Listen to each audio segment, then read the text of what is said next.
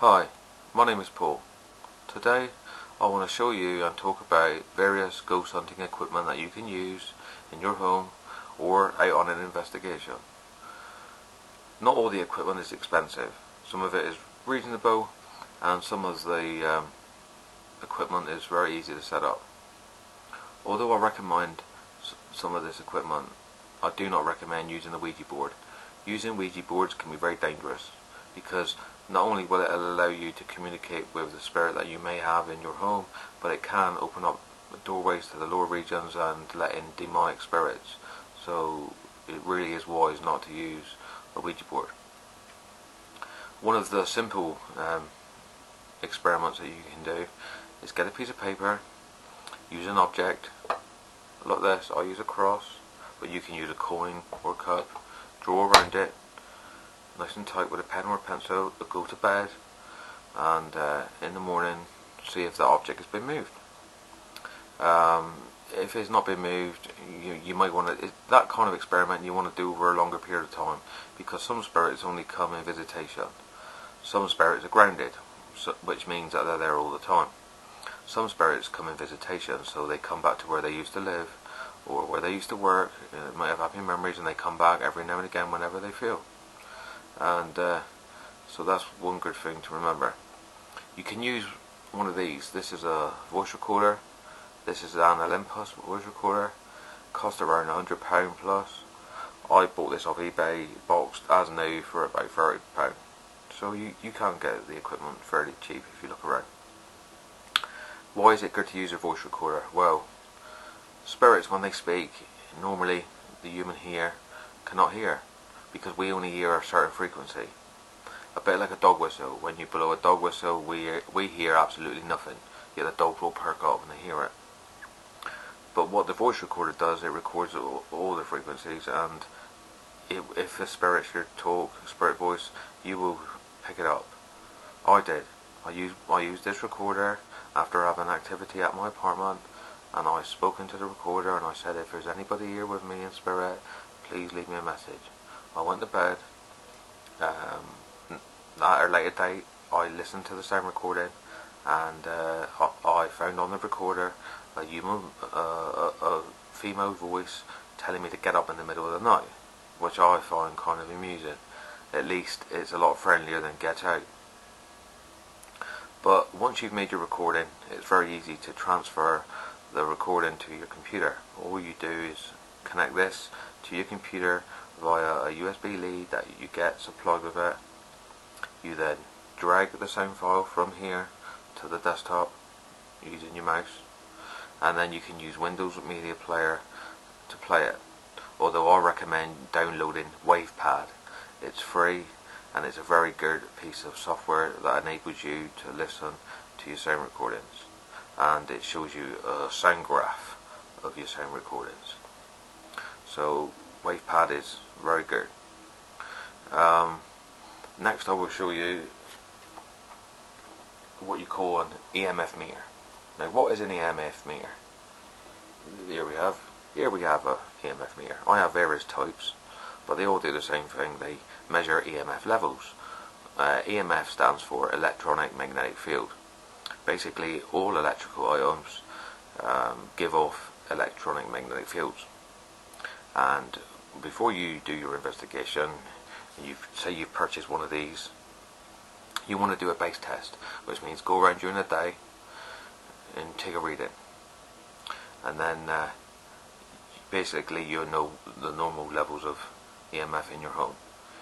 What I generally do, I switch off all the electrical items in my room, and then I can discount anything giving off electronic magnetic fields from the electrical items that I have. If I switch this one on, it will do a self-test. You will hear the alarm go off, and you will see the red strobe light up. Basically, that's it, doing a self-test. You see the green light on, that's it, ready to go. Basically, this measures EMF levels from 0 to 0.5 milligauss. Basically, should you pick up high EMF levels, the alarm will sound like that constantly, and the strobe will go off constantly, and the needle it will move right up into the red and indicate what level of EMFs you're getting. Even if you're not into ghost hunting, using an EMF meter can be very good. It can be good for your health, because high EMF levels can cause skin irritations, headaches, hallucinations, and even in extreme cases, if it's really high levels, it can cause tumours, cancer. So, for instance, I have an alarm clock next to my bed, and it gives off very high EMF. So I've moved it further away so that when I'm asleep, I'm not in that magnetic field, because it's not good for you. But it's widely believed that when ghosts try to manifest, they manipulate the energy within the environment, in the air. They can drain batteries, or they can even take energy from humans, and they use that energy to manifest. But in my experience of watching ghost programs, ghost series like Ghost Hunters, EVPs, which stands for Electronic Voice Phenomena, are a lot more common than apparitions. I believe because it takes a lot less energy for a ghost to speak than it does to actually manifest. Another type of EMF meter I have is this one. This is called a K2 meter. That will do a self-test like it just did, then it will stay on that just one light. This one goes from 0 to 20 milligauss. They use this one on Ghost Hunters, the American ghost hunting program. It's a good EMF meter, and like the other one, it's illuminated, so if you're in the dark, you can see what levels of EMF you're getting, and you know, you're not going to be stuck in the dark and not being able to see the display. Unlike this one, this is a EMF meter. Again, they use this one on Ghost Hunters. This one's a good meter because it goes from 0 to 2 to 300 milligauss, which is very high.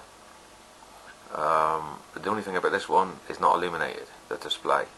So if you're in the dark, you ain't going to be able to read this unless you've got a torch, a bit like this one. This is a expensive torch, but it comes with a lifetime warranty. But you can use the torch to shine on the display and illuminate it so you can read it. Also, it's good to use a torch so that if you're in the dark doing an investigation, you're not going to trip over anything or bump into anything. And also, you can use a pair of these. These are